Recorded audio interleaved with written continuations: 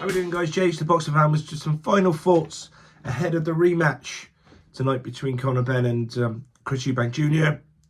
Because the final head-to-heads have been done, the press conferences, we've had Eubank Sr, Rastafari, Nigel Benn out in attendance.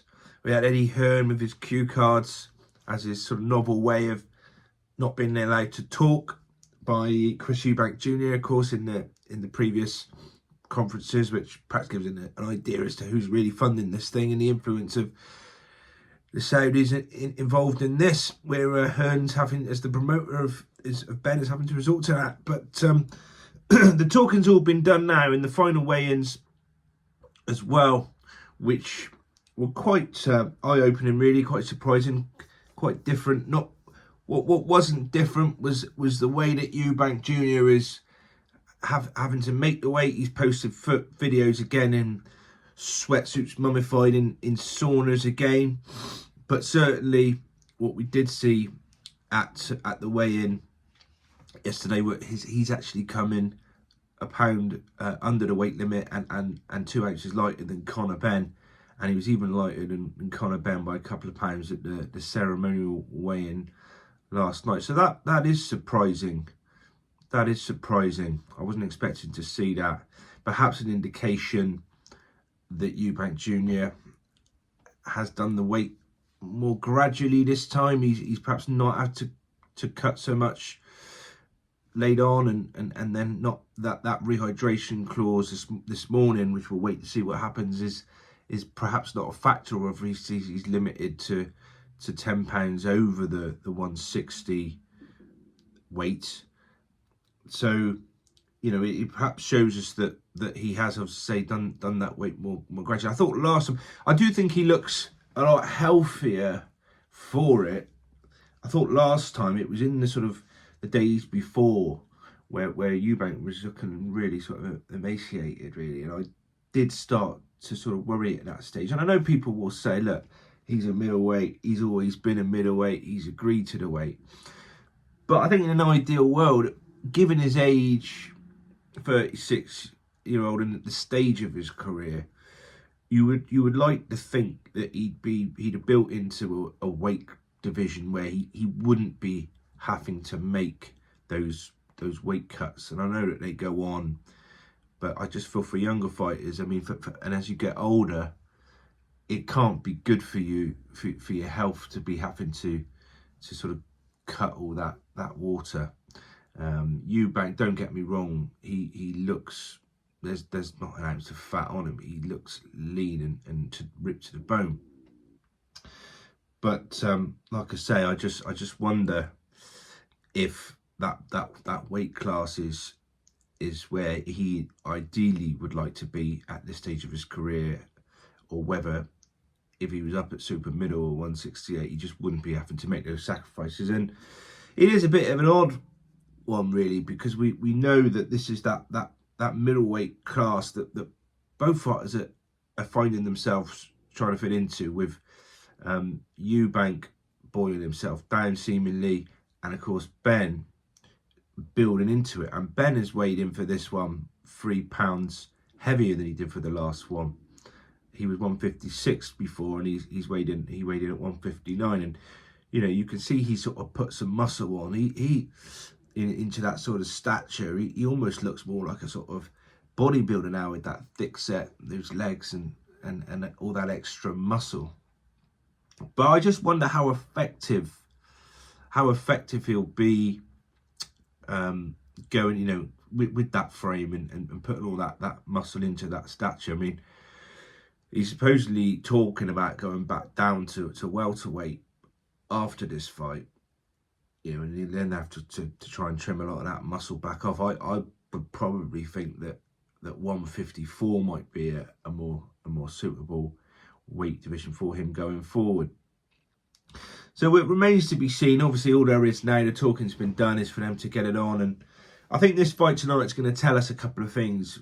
I mean, we hope it will be as good as the first fight, and obviously it goes without saying, we hope that both boxers come out of this safely, and you know, that sort of goes without saying. We know the dangers that come with boxing, but I think once you do sort of start dabbling with these weight class mix-ups, it is a factor that has to be considered. So we hope they both come out of it safely. I think it will tell us how long Eubank might go on for after this one. If he were to win convincingly, I'm sure he'll continue for another fight or two, you know. And if he has another difficult sort of war with Benn tonight, he may just start to think at his age about whether he wants to carry on. You know, he's a father now. We've heard he's just become a father, and he's made a lot of money here, and maybe this might be a good opportunity for him to call it a day. And with Benn, we're going to see really whether it's all been worthwhile for him. I mean, they'll point to the financials as to say that it has been, the remuneration and the money he's had for these fights. But when you think that, you know, back in probably, what was it, 21, 22, of course, before the Eggate scandal, we had Benn coming through the ranks at welterweight, and he was stopping the likes of Van Hernen and Chris Algieri, good fighters, by the way. You know, okay, not necessarily elite level fighters, but good fighters with winning records, and he was stopping them in quite sensational fashion. And people were really talking about Benn mixing it down at welter and challenging for world honours. And he's always called out world beaters like Boots Ennis's and Devin Haney's, but for one reason or other, the Eubank fight up at middleweight was the focus, and that they went the way they went with his career, and it's been the focus for the last 3 years, obviously, with the gap in between for those failed tests. And they're already talking about him moving back down. But tonight, we're just going to sort of see if it was all, I think, if it's all worth it. Because if he's badly beaten this one, I think you could probably say there's an argument that it may not have been. But if he can come out of this one with some sort of credit, then who knows? Who knows? Perhaps he can then go on down there and start to build his profile again, or build his build on his repertoire down at welter or at light middle at 154. And, you know, you just look at the way his career's been managed, you know, against sort of a...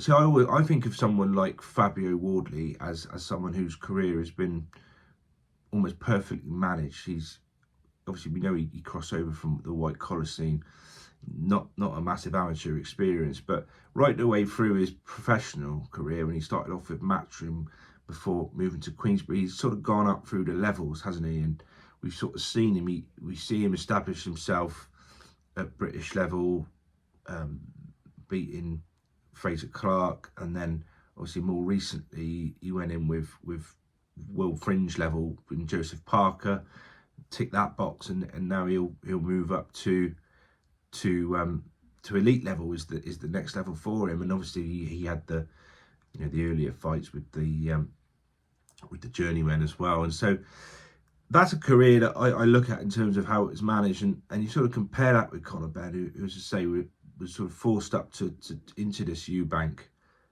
affair, and we'll see really with the passage of time, I suppose, how good a move that may have been. So there we are, guys. Looking forward to it. In terms of my predictions, I mean, I was heavy Eubank for the first one until the couple of days before, and I could see Benn chomping at the bit and Eubank looking weight drained, and I was then less confident. And to be honest with you, I think I'm the nard on this one, and similarly here, I'm probably less confident again going into this one. I just wonder if maybe this might be Benn's coming of age fight. Maybe there is that question mark as to then what that last fight did take from Eubank, if anything. Did it leave a mark on him? Because it was a pretty brutal 12 round fight last time. Or is this just a case of we're now going to see the mammoth of this task when they both weigh in and both enter the ring, and Eubank's 10 pounds heavier, and it really is a big man and a little man showdown, and perhaps Benn doesn't have the attributes to deal with those to deal with those advantages. I think we're going to find out quite early on which way it's going to go. and I am a bit on the fence, but probably less confident now with my prediction of a Eubank stoppage than I was to begin with. But I do still feel that he is going to be too big on the night, and that Benn isn't going to be able to deal with that, despite the extra muscle, and they're talking about him having grown into the weight.